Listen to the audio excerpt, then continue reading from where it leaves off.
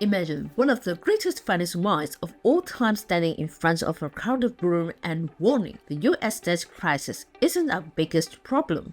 There's something far worse. This isn't a sensational headline, it's a sobering message from Warren Buffett, the Oracle of Omaha. If you think the $33 trillion US debt is alarming, what he's pointing at is a far greater danger. Today we're breaking down what Buffett sees, why it's so terrifying, and most importantly, how you can protect yourself from the fallout. What's worse than US debt?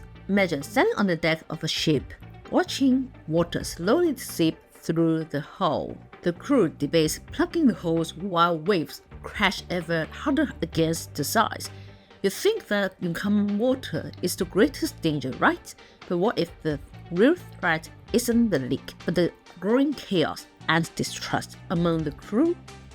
This is how Warren Buffett sees the current state of America. Yes, the national debt is a massive problem, $33 trillion and counting, but Buffett warns there's something more dangerous, a collapse of trust in the system itself. In the past, America weathered colossal debts. After World War II, US debt was over 100% of the country's GDP, but here's the difference. People believed in the nation, its economy, and its leadership.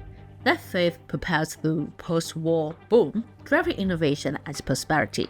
Fast forward to today, and that unity is fracturing. Buffett warns that no amount of fiscal policy of market manipulation can compensate for the erosion of trust in political institutions, financial systems, and even each other. Let's rewind to the 2008 financial crisis. The collapse of Lehman Brothers and the near failure of major banks like AIG wasn't just a result of toxic mortgages, it was fueled by a deeper mistrust. Banks didn't trust each other's balance sheets, and ordinary citizens lost faith in Wall Street's promises. Buffett understood this. As panic gripped the markets, he stepped in with millions to prop up firms like Goldman Sachs. His investments weren't just about saving companies, they were about restoring confidence in a system on the brink of collapse. But what happens when that mistrust becomes systemic? Take the recent debt ceiling standoffs. Instead of unified leadership, we see political brinkmanship that threatens the full faith and credit of the United States. One wrong move, one delayed agreement, and the US could default. The mere possibilities rattles global markets because if the US, the bedrock of global financial stability, can falter, what's safe? Buffett believes this type of political dysfunction is a greater threat than the debt itself. Why? Because without trust, there's no foundation for recovery. Consider the growing wealth gap. Buffett, a billionaire himself, openly critiques the stark divide between the ultra-wealthy and the average American. When the top 1% control more wealth than the entire middle class, resentment simmers. That resentment manifests as distrust, not just in economic policies but in the fairness of the entire system. And when people lose faith that the system can offer them a fair shot, society begins to fracture. The warning Buffett's orders is clear. National debt can be managed, economic policies can be adjusted, but once trust shatters, the repair process is long and uncertain. The real threat isn't just a financial figure, it's the crumbling faith that holds the entire system together. If you are enjoying the video, hit the subscribe button and comment down your thoughts. If you want to explore money-making strategies, click the link in the description to start a financial journey. Why is this erosion happening now? Imagine you are walking across a bridge that's held strong for decades, but lately you've noticed cracks forming. The foundations seem sturdy, but beneath the surface, things are starting to give way. This is what Warren Buffett sees happening in America right now, the erosion of trust in the system. The question is, why now? What has changed to make this bridge we've relied on for generations start to crumble? The truth is, the cracks have been forming for years, but now they're spreading faster than ever. A combination of rapid technological change, growing economic inequality, political polarization, and a 24-hour news cycle has accelerated this erosion. These forces are driving a deeper wedge between people, institutions, and the very idea of a shared reality. Think back to the 1950s and 1960s, a time when the American middle class was booming. Workers believed in the idea that if you worked hard, you'd get ahead. Trust in government was at an all-time high. But fast forward to today, and the landscape has shifted dramatically. The middle class is shrinking. Wages for many haven't kept up with inflation, and the wealth gap has widened.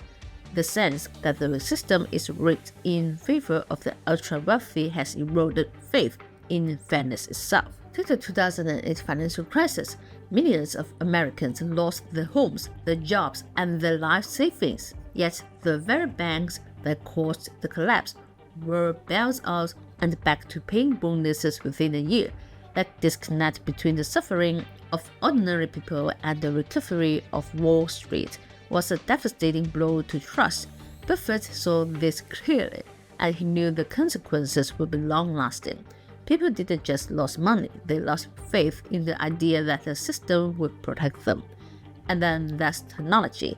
The rise of social media and digital news has made it easier to spread misinformation and amplify divisions. People live in their own bubbles, consuming information that reinforces the views and mistrust of those who think differently. Algorithms favor outrage, and the louder the controversy, the more it spreads.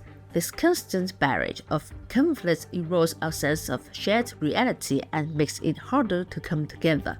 Political polarization is another accelerant. In the past, despite disagreement, there was a baseline of cooperation in Washington. Today, the gap between parties is so wide that even basic governance, like agreeing on a budget or raising the debt ceiling, turns into a crisis. When citizens see their leaders more focused on scoring points than solving problems, it's easy to lose faith in government altogether. Buffett warns that this erosion of trust is far more dangerous than debt or deficits because without trust, no policy can succeed. The foundations of society depend on belief in fairness in each other and in the future. When that trust erodes, the bridge we are all standing on starts to shake. And if we don't address it, that bridge might collapse altogether.